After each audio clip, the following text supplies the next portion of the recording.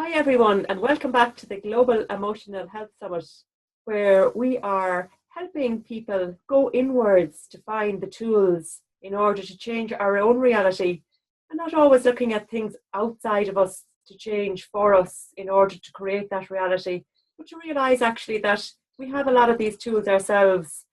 And I'm delighted to welcome Toko-pa Turner to the summit, and I'm delighted she agreed to speak on it because personally, I have trained with her myself in her dream school, and working with our dreams is just, oh my goodness, it really opens up it just opens up a huge realm to us that we can delve into. Thank you for coming along and welcome, Toko-pa. Thank you so much, Dolores. I'm delighted to be here. So Toko-pa, you're as well as being a dream worker, you're also an author and a teacher. And you know, I have so many questions, I almost don't know where to begin so that I can share your beautiful knowledge with the world. I love the way you talk about belonging and the competencies of belonging. I hope I said that word right. So that is something that you seem to weave into the dream work, is that finding pieces of ourselves that we have maybe disassociated from and delving into the unconscious in order to bring back some pieces of us so that we feel more like we belong. Can you speak to us a little bit about that? Yeah, I think you articulated that beautifully. I mean, you know, belonging is, it's just been this question that has shaped my life profoundly in ways that were unknown to me until such time as I began to be initiated by this topic.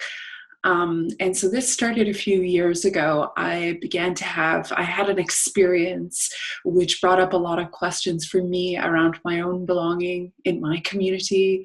And those questions led to writing, and the writing led to dreams, and then I would receive these dreams which had all of these teachings in them for me on this topic. And before I knew it, I was writing a book because there was just such a massive amount of information coming through about this question. And so what I realized a lot of things in the writing of this book, which is, for your listeners, it hasn't been published yet, so I'm hoping in the spring to release it. But one of the great things that came through in this writing for me is that most of us think of belonging as something that is outside of ourselves, that if we keep diligently searching for, that one day maybe we'll come upon it, this place, this magical, mystical place of belonging, and we'll recognize perhaps a group of people that will recognize us, and we'll feel that finally that state of belonging. But in my research for this book, I interviewed many people who may appear from the outside to have a status of belonging through someone else's eyes. But when I asked them if they felt like they belonged in their life, in their work, and, you know, in all those different ways of belonging, most people said that they didn't. And this was a revelation for me because we often see belonging as something that is outside of ourselves, that maybe other people have that we don't have. But when we really ask the question, we come to learn that so many people struggle with this silent question. Where do I belong? When will I be recognized for my worth? When will I feel that sense of being connected to something greater than myself? Will I be worthy of it when I find it? You know, all sorts of questions. So it's as if there's this invisible conversation taking place, which is really central to our times, because even though we are living in a vastly connected world, we are experiencing epidemic alienation in our lives. And so this question of belonging shapes us unconsciously because it will drive us to do things with our lives or behave in certain ways in order to find this state of belonging. So I began to look at belonging not as something outside of ourselves, but as a set of competencies or skills that we in modernity, in Western culture especially, have lost, have forgotten, a set of skills or competencies of belonging. And so the book that I'm writing is really about what are those skills? What are those practices that we can set about which can create a sense of belonging in our lives? Keeping in mind also that there are many different forms of belonging. So there's the belonging we think about most of the time, which is belonging to a group, right?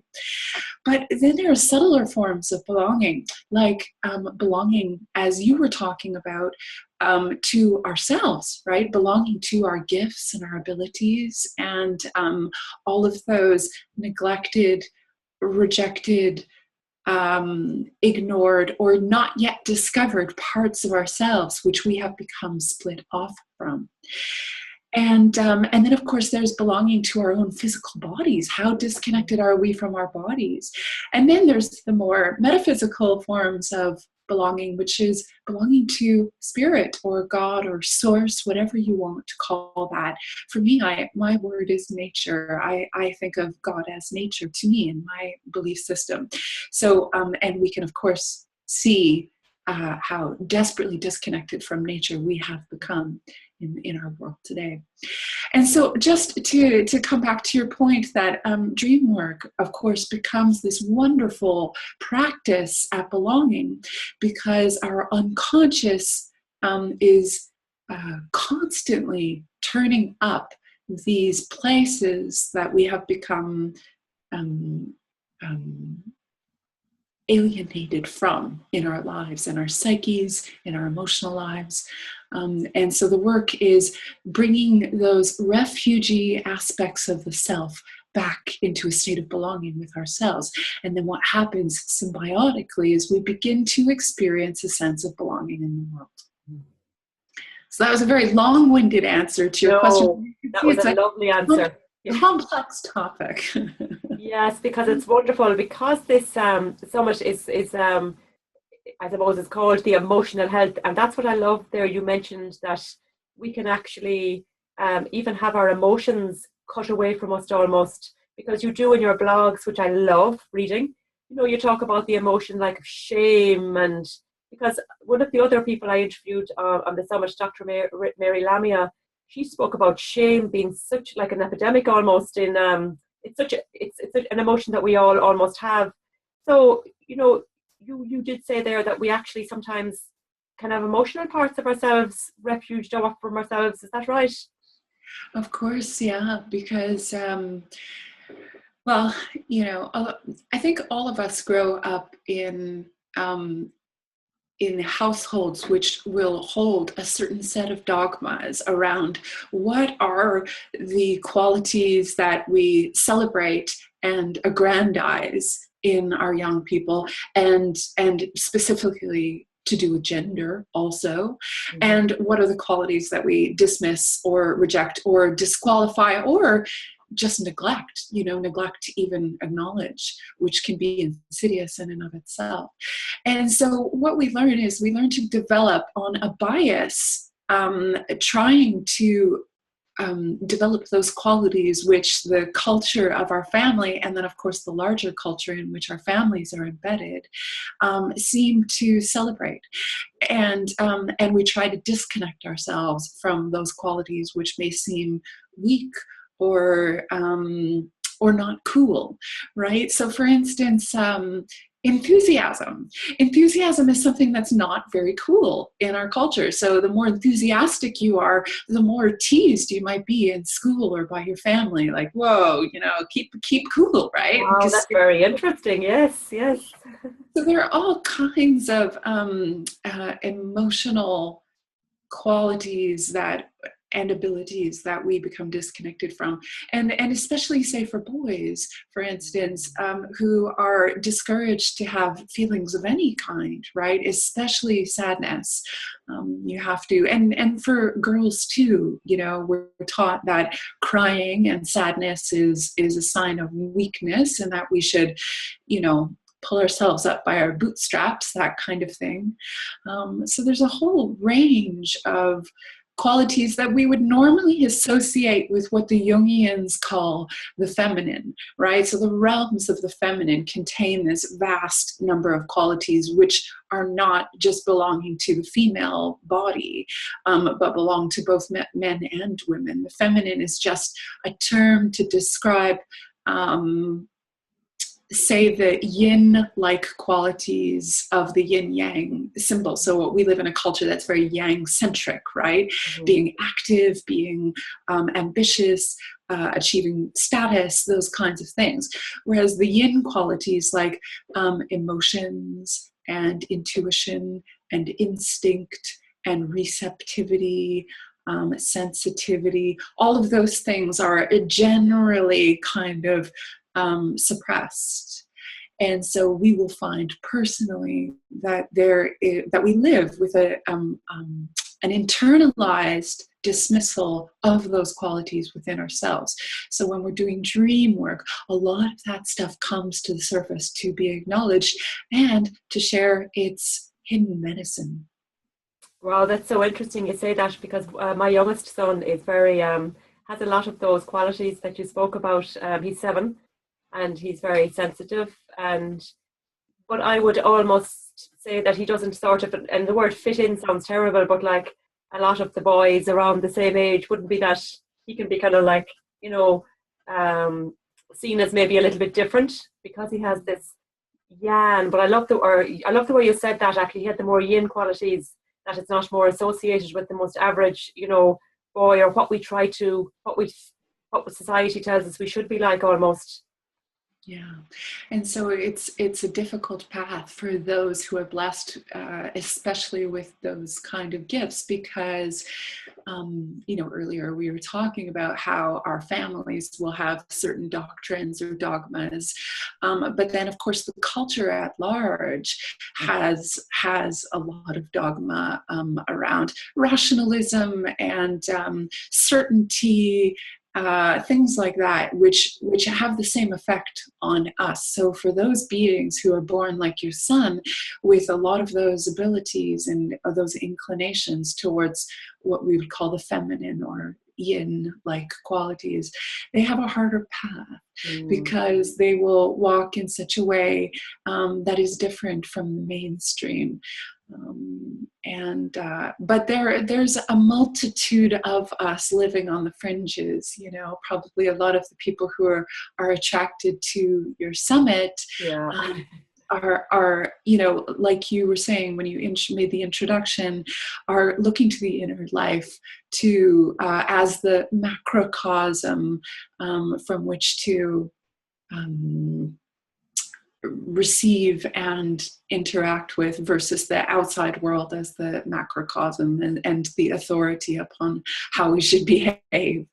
So if people are listening and they relate to being one of those sensitives, know that we need you more than ever in this time. We need those people who are porous to the other than human worlds, so that we can find a different vision for our future and our world at large.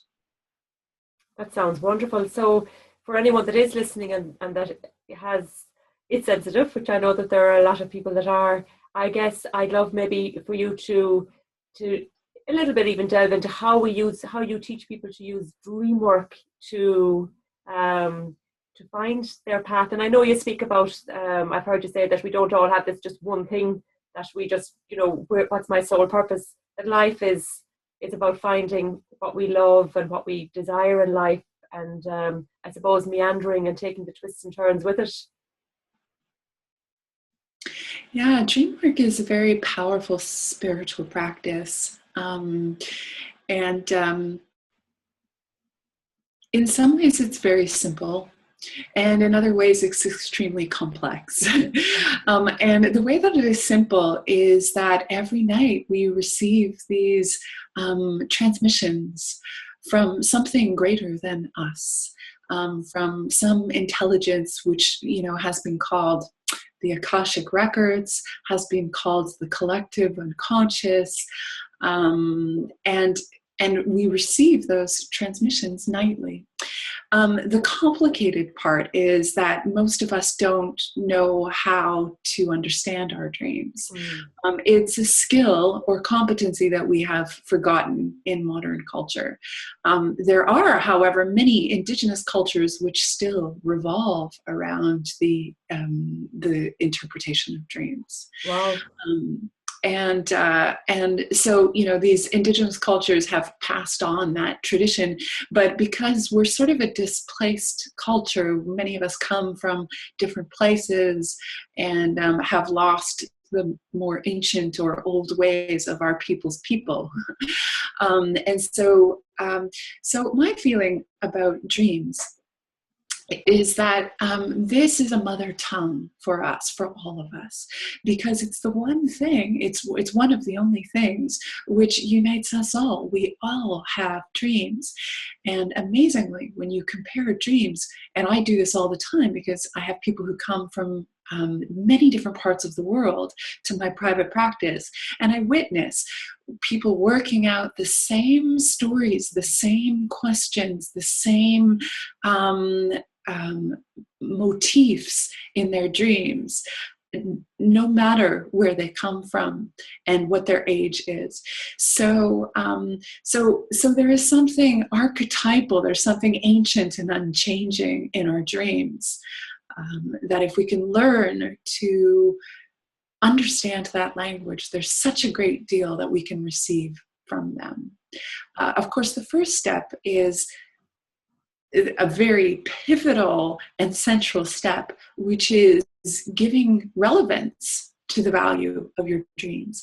And most people in our culture don't do that. You have a bad dream and it starts very young, and somebody tells you, oh, don't worry, go back to sleep. It was just a dream. And so there's the inherent kind of dismissal that happens with dreaming. So it takes quite a bit to sort of recover a sense of valuing our dreams. And then once you've done that, you have to learn how to remember them. And this isn't as hard as you think. A lot of people think, oh, some people remember their dreams and other people just don't have that ability, and maybe I'm one of those people. But the truth is that it's just, it's like any other skill, that you can practice at it and get better at it. And really, that part is very, very simple. I can get people who haven't dreamed for 10 years dreaming within a week, because there's just a few simple steps. And if people want to know more about that, they can go to my website, which is www.toko-pa.com, and Toko-pa is spelled Toko-pa.com. And I have a page called Tips for Dream Recall. You can just search for it, and it'll walk you through what are these very easy steps to get you dreaming again.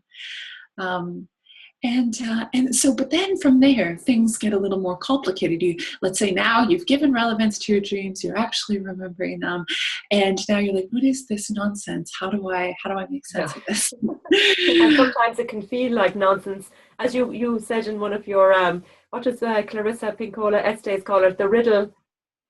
The riddle. I think that's so wonderful.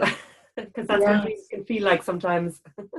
Well, I love that you brought that up, because yes, Dr. Estes tells this story called how in, I think it's in her culture, in the Spanish culture, that the dream maker, that which makes your dreams, is called the riddle mother. And the riddle mother is such a great phrase, because you can come to your dreams with a question, and the dreams don't necessarily provide you with a clear answer, but they provide you with a riddle And much like working with a fairy tale or being inside a fairy tale, the hero or heroine starts off a journey with a question, with a mission, with a problem, and they aren't given an answer to the problem, but through the course of the fairy tale unfolding, they receive certain gifts and allyships, and challenges which cause them to become the kind of person who knows which decision to make in the fairy tale. And the same is true in the dream, that the dream will work upon us in such a way that we will be shaped by it and become the kind of person who now knows the answer to the question we put to the dream. So in living with the riddle, we evolve into the hero or heroine of our story. I love that. It really stood out for me. I love her work as well, because I love the mythic realm myself, and the symbology of dreams. And I really got so much out of doing your course and delving. I've taught my older son a little bit about dream work. He's a sensitive child as well. I have two sensitive sons, so I think it's great sometimes to not ignore. I get him to explain his dreams and try and get him to realize the relevance of especially a scary dream, and that. And I think it's great to have a skill like dream work, which I suppose I call it a skill because for me it has certainly something that developed, because it just, the riddles sometimes in the beginning you could just dismiss them as being, this does not make sense. But I think going through your course and going through learning about the inner marriage and all this, is just highly recommend anyone to do it. Thank you. Yes, the course you're referring to is an online course that I teach called Dream Walking, and it's a 4-week course, and I go through some what I call the cornerstones of dream work, so sort of touching on the basics, which give you a good sense of how to begin approaching your dreams. But as you say, it is a skill and an art form, and it can take a lifetime to master. It's not an overnight thing. However, I have to say that my approach to working with dreams over the decades that I have been studying them has become simplified. In that there was a time where I was very interested in especially analytical theory. And it informed my work a great deal. But now, as I get older, I find more and more leaning towards an approach which everyone can do. And the way that I frame this is I use the word courtship, because really what we're doing is making an earnest courtship of the dream. The way that I understand the word courtship is really, it's about sitting beside someone that you love and trying to understand what they love, what they want. And so courtship of a dream is very similar. You want to approach it quietly and respectfully and try to learn from it what it wants, how it sees things, what it longs for. And so I believe every dream has at its heart a secret longing that if we can make a courtship of the dream, it may reveal itself to us. And so a lot of dream work has to do with asking artful questions. It's less about using the rational mind to pick something apart and figure it out and come to a bottom line, which is very much a yang approach to yes, working, of course. Right? Cutting it into parts and putting it under a microscope. Analyzing it. Yeah. Versus becoming receptive towards it and being curious about it and trying to get it to blossom and approach us, get the mystery to approach us. And so this is what I teach mostly now when I give workshops and retreats and things like that, is this art of courtship. And really, it's a little bit like if anybody tells you a story, say it's a story from their life, if you really have a special quality of presence and your heart is open and you really want to know about them, the questions about their story will come to you naturally, a natural curiosity. And from that curiosity, answers will come. And from those answers, when the dream has opened up enough, you can begin then to find the thread, find the story, find the longing or want of the dream, which is less about finding what it means, because we often have a dream and we say, what does it mean, but it's more about learning about what it wants. What's the longing that's there? That's so well put, yeah. And actually, I had a dream the other night where I could only remember half of it, but it was like it was the same story in both, but I remember remembering what it meant, and whilst I don't remember the second part, I know that it had the same theme as the first. But I like that idea again, and I need to remember that it's find the longing in it, not trying to find out, okay, what does this mean? Even though it's quite apparent what it was, because there was two roads. Aha, yes. So it's always nice. I love that idea of going in and just slowly extracting. And like you said, if you're asking someone a story, you're curious, you're not delving in, demanding answers, you're allowing. That's wonderful. Yeah, and it's easier said than done, because I think a lot of us are very conditioned to want to have that bottom line and be like, and that's why dream dictionaries are so popular, right? Yeah. Because it's kind of like I dreamt of fish, and so I look up fish and it gives me a definition. But the reason, if you've ever worked with dream dictionaries, you may find a kind of dissatisfaction that comes from that, because it doesn't feed you in a way that the symbol remains living and breathing. Instead, it's this static thing, which may not make sense to you, because we're all so amazingly different from one another. Exactly.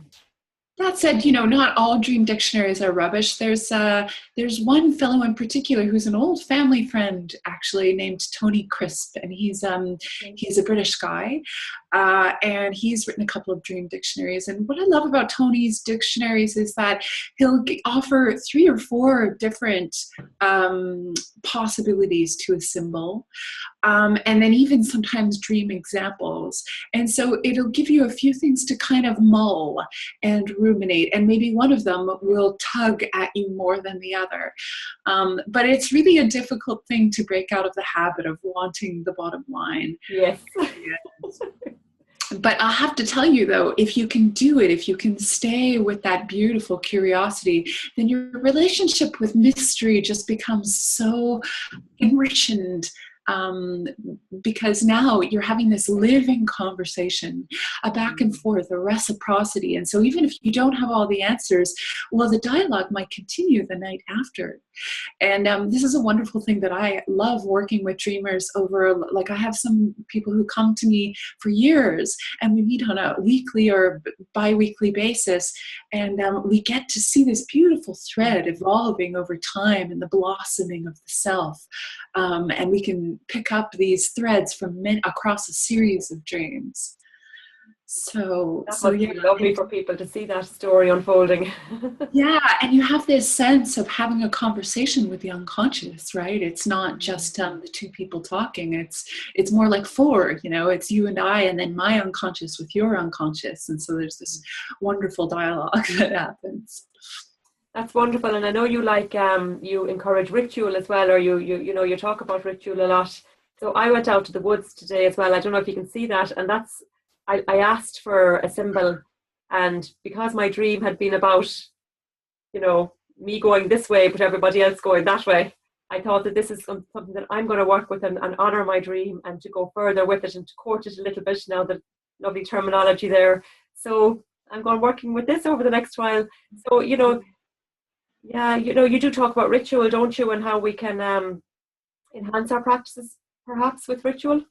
Yeah, I'm so glad you did that. I think that's incredibly powerful, even to do small things when we receive a dream to show ritual is it is a materialized form of gratitude in a way, because what we do when you went out into the forest and you asked for a symbol and you found that perfect stick with the forking branches, um, in a way, the act of finding that, asking for it, bringing it home is a way of honoring your dream and say, I value you so much that I would make this a part of my day.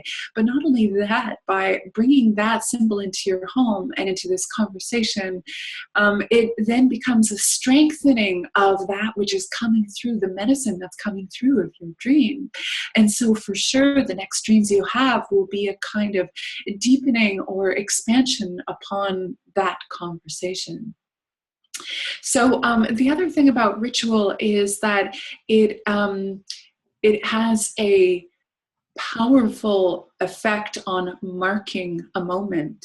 So, so ritual, I like to use ritual often at a time when we are making some kind of transition, whether it's a personal transition or a collective transition, because the ritual acts as a marking of that moment ceremonially in time.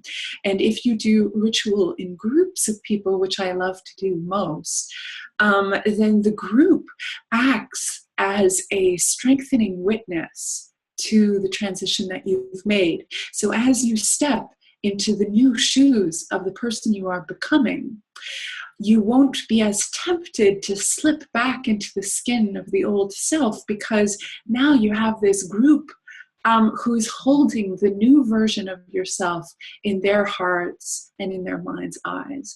And so it's a reinforcing act. Both through the physical act itself of doing a ritual, but then also through the witnessing of the group if you're doing something with others.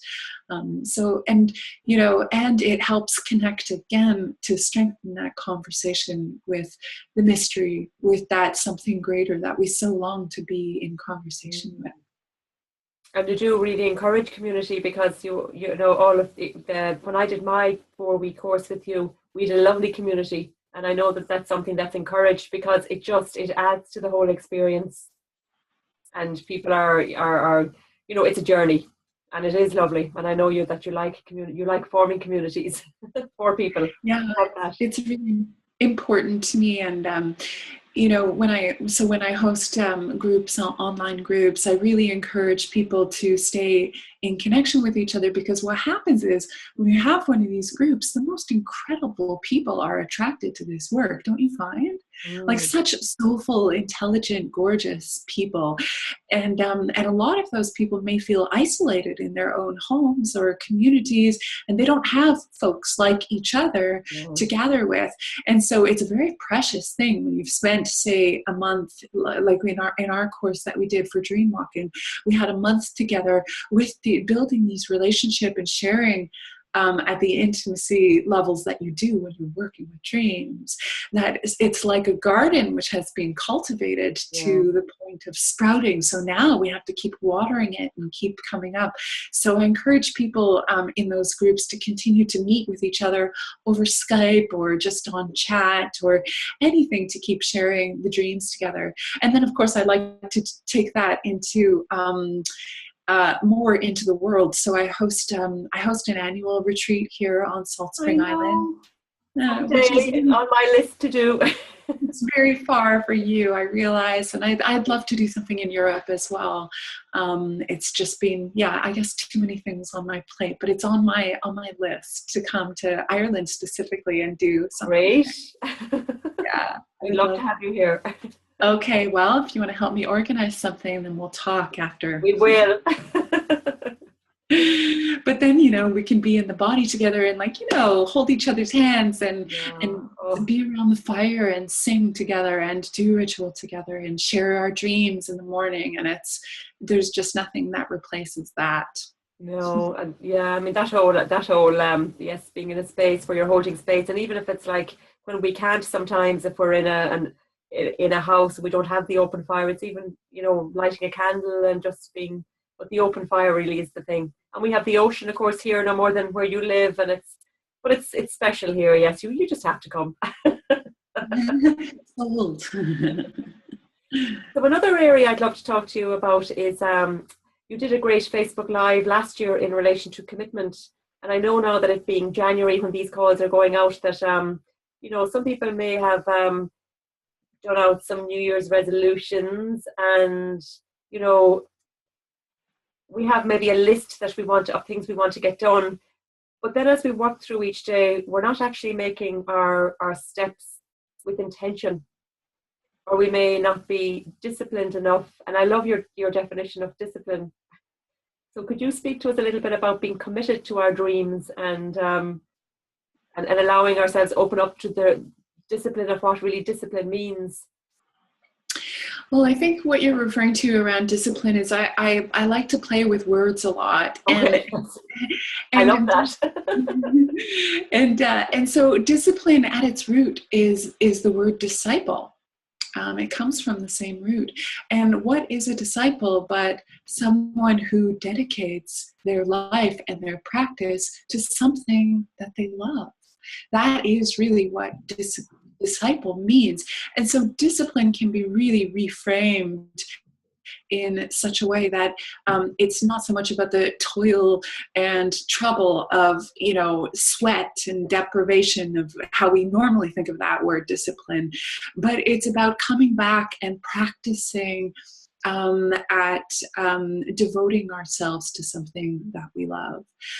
So this is how I like to think of discipline, and I've really made discipline my friend. And of course, there's always new levels of discipline to achieve. And I have to tell you that writing a book has been a huge teacher for me in that department. I mean, I had no idea what I was getting myself into with that. It's been a very, very big and long project. So I don't know, the whole New Year's resolution thing is a bit iffy.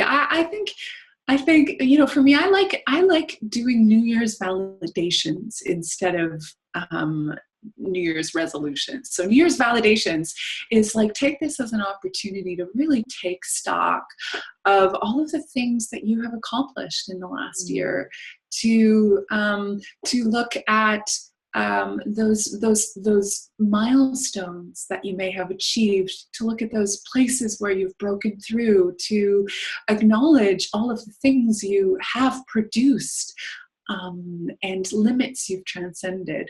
So I would start there, and that might give you a good place to start. Yeah, and that might give you a good idea of where your discipline wants to go, because it'll show you what you're naturally attracted to and what you love. So going forward, when it comes to commitment,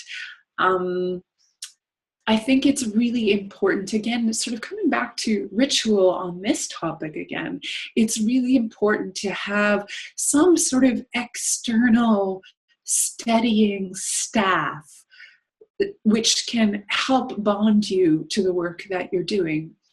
That may look like finding a symbolic object, say like a ring in which you marry yourself, and you marry yourself to that which you're devoted to. Or it may look like I have an altar that I keep in my home, which I change depending on what I'm looking to honor. Maybe your stick, your crossroads stick, will go on your altar. So this having something outside of ourselves can help to just be a visual reminder for us every day to keep practicing at what we love. And for me, that steadying staff, it has a lot to do with boundaries, creating boundaries which protect my time around the creative work that I need to do. And I can be fierce with those boundaries, and I could be even fiercer, I'm sure. That's great, actually. And you know, that idea of boundaries, if you wouldn't mind expanding a little, if you don't mind, because that's a huge thing in relation to so many emotional issues that people have, and the need for us. And all, you know, sometimes I think people aren't aware that we actually can put boundaries in place to protect ourselves. And I think that's a very important point you made. Yeah, I think it's so much our habit to put others' needs above our own. And when I say others, I don't just mean other people, but I mean the external world in general, which is constantly coming to us with its demands and needs. And so Facebook, for instance, you know, even just spending an hour scrolling mindlessly through Facebook is in a way giving to somebody else's needs and demands, giving our attention, our precious attention to some external call. So this call and response relationship that we have with the outside world is often at the heart of our disciplines falling apart, of our commitments falling through, our commitments to ourselves. So this is a tricky territory because it's so deeply embedded. You know, you wake up in the morning and you check your phone right away to see what emails you have or what notifications. We're sort of people like me. Yeah. Yeah, we're sort of addicted to getting those hits of likes and notifications and, you know, calls. It's a kind of. To, you know, maybe if I look at my phone, it will tell me what my purpose is. You know? So I think at the very basic level, we have to shift that paradigm internally and begin to take our hits, our notifications from within.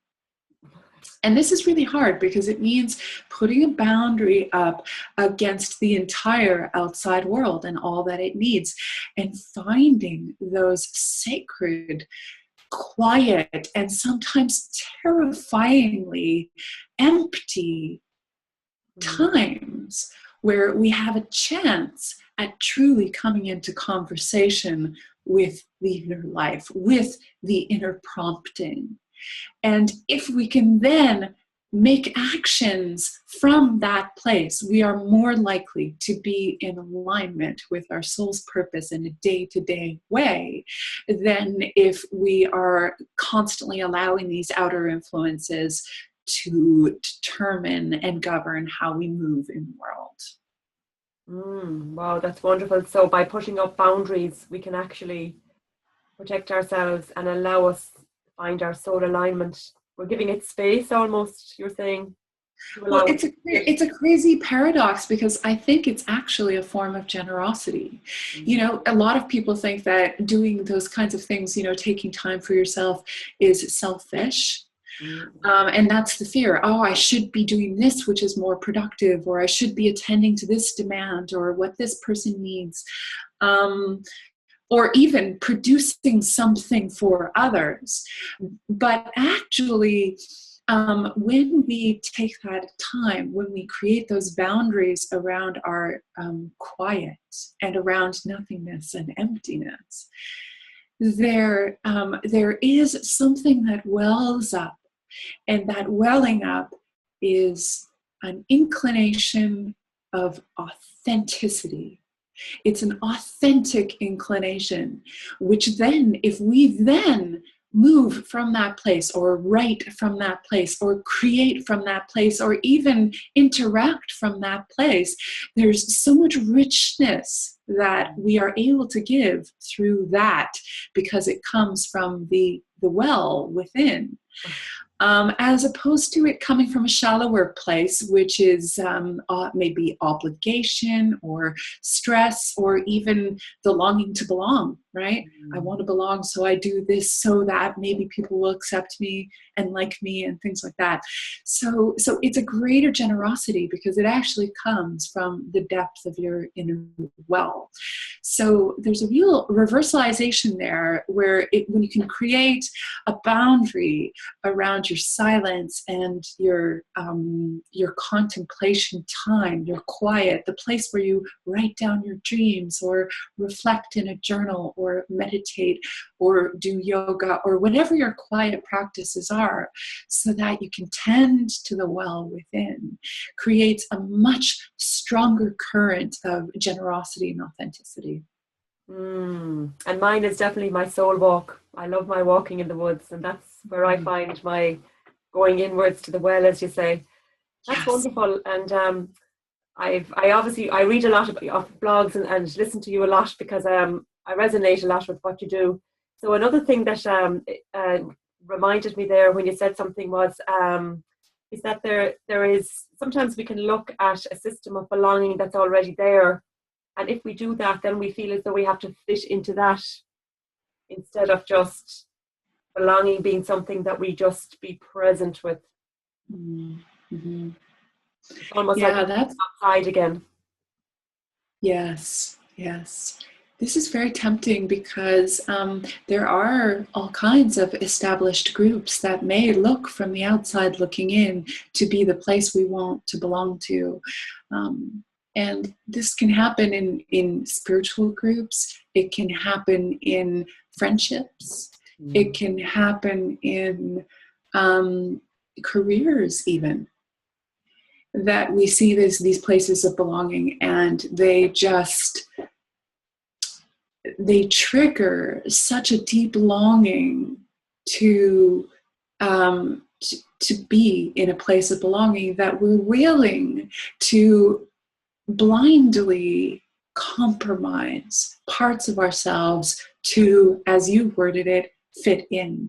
And there's such a difference and distinction between fitting in and belonging. And I want to talk about that for a moment, because just when you listen to the language fit in, it means, doesn't it conjure kind of like jeans that are too tight, or like there's certain parts of yourself that you have to cut off in order to fit in, right? Because you're too big for that place. And this is what happens to a lot of us, that we find, we'll all have those experiences of places where we wanted to fit into it.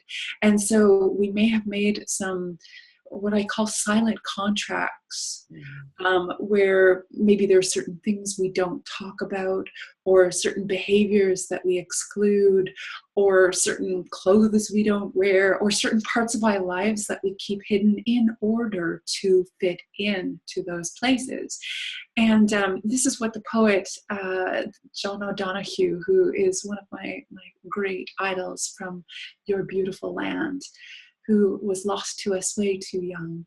But what the poet John O'Donoghue calls false belonging, false belonging, right? So it's a place which requires you to compromise yourself in order to fit in. And these places might be comfortable for a while, or they might even have some joy and excitement to them, but eventually those things which you have cut off from yourself will begin to complain. They will begin to nag at you. You will start eventually to feel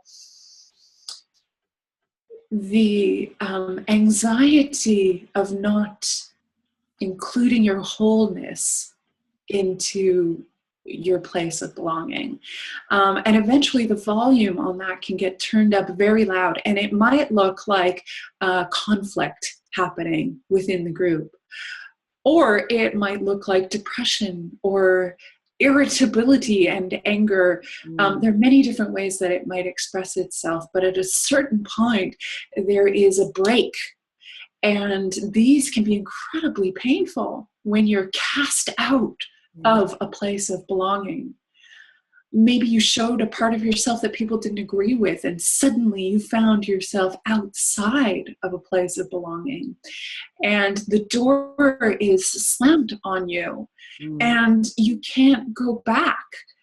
And so these periods are incredibly painful, but they are what I call initiations by exile.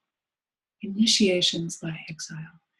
And this is a very important thing to learn about, because if you understand why this has happened, you know that you are being initiated in your time of exile to be challenged to come back into conversation and belonging with those things that have been split off from you. And there's a way of going about this. And of course, dream work and working with fairy tales and mythology, these are all things that really help. And being in nature and being around others who love you all in. But these periods of initiation can be very long. And for some people, they, since we're speaking of health and wellness at your summit, some of these initiations can take the form of illness and sickness. That is also a really powerful form of exile, which casts you into isolation and outside of belonging. And they can be terrifyingly lonely. But I think that there is a way to look at these times and to work with these times, which is something I go into great depth in the book that I'll be releasing on belonging in the spring. Can't wait. Thank you for that. But that there's a way of working with these times so that you can empower those times of isolation. Because what happens in the heroic journey is that if you do that right, if you are kind to yourself, you have a chance at then becoming your true size and not being susceptible to those false belongings again. Now, something greater will need to accommodate you. And in fact, and here is the great paradox, you can become the shelter of belonging for others. Oh. That place you sought so long for now becomes your home for others who are seeking refuge. That is just beautiful. That is just beautiful, Toko-pa. It's great because it's almost like we have the medicine then to go forward and to give it to others. What spring are you talking about that your wonderful book will be available to us to get? Well, the book is mostly finished being written, and so we're in the editorial phase now. And then, publishing is a big endeavor, but I hope to be able to announce that I'm hoping April, May, something like that. But I can't make. I think. I can't make any too solid promises because these things need to have their room to breathe. But until then, your blogs are very insightful. Your blogs, and you can tell people how they can get in contact with you. It's simply just going on your website or joining your emailing list. Is that right? Yeah, the best thing to do is join my email list because I send out.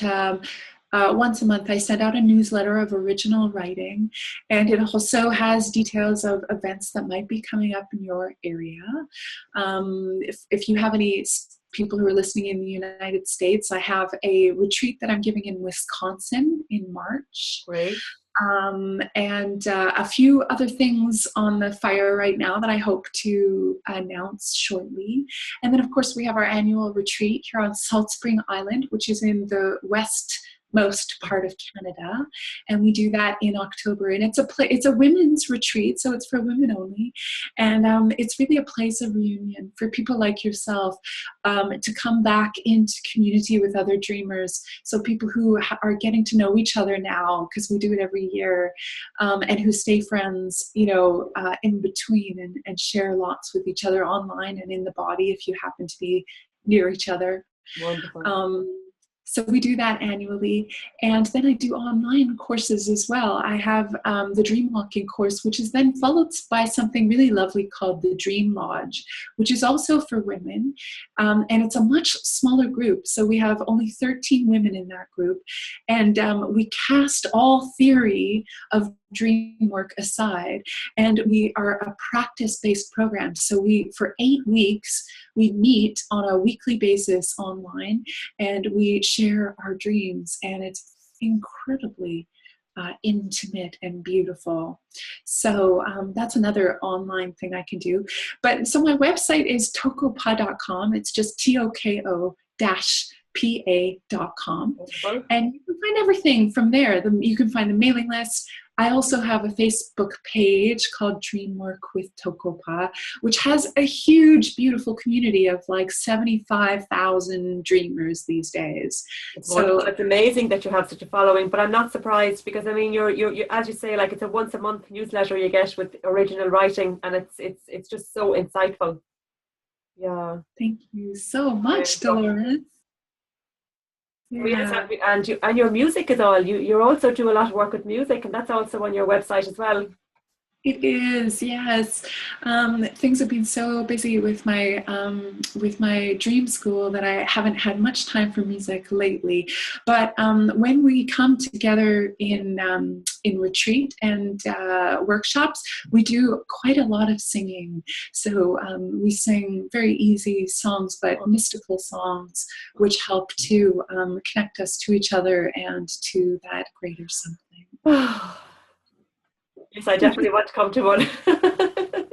Well, I'll tell you, Dolores, you're obviously a force of nature able to pull together this wonderful summit. So let's collaborate and we'll do something perhaps in Ireland or Wales or somewhere close. That'd be wonderful, and add the whole Celtic traditions as well. It sounds great. It would be lovely if I don't make it over in between.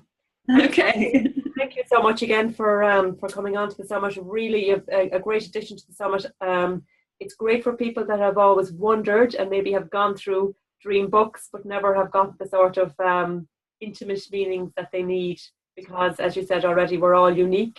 We're all a fish in a dream doesn't mean the same thing to all of us. Sometimes fish have to struggle, salmon have to struggle down waters, and for some people or for some fish it's a very easy life. So it's like that, it can be a different meaning. I'd highly recommend dream work for people that, you know, it's a wonderful way to the essence of what I want from this summit is to help people find ways to go within. And personally, I use DreamWork so much, and with such good results as well. And my training started with Toko-pa, so there you go. So thank you so much again. Is there anything you'd like to leave us with? I'll give you the last word because I can talk a lot when I start. Oh, I just think it was a wonderful conversation, and I just want to offer my gratitude to you for your service in pulling all of this together. And I know it's a huge amount of work, but I am so grateful for your artful, intuitive questions and for engaging me in such a wonderful conversation. So thank you. It was a wonderful conversation. I totally enjoyed it myself, and you were wonderful too. Thank you again for being with us. You're so welcome. And I so look forward to your book coming out. And thanks everyone for listening. And you can listen to this recording and join the email list and find out lots more from Toko-pa. Thank you, and talk to you soon. Bye-bye.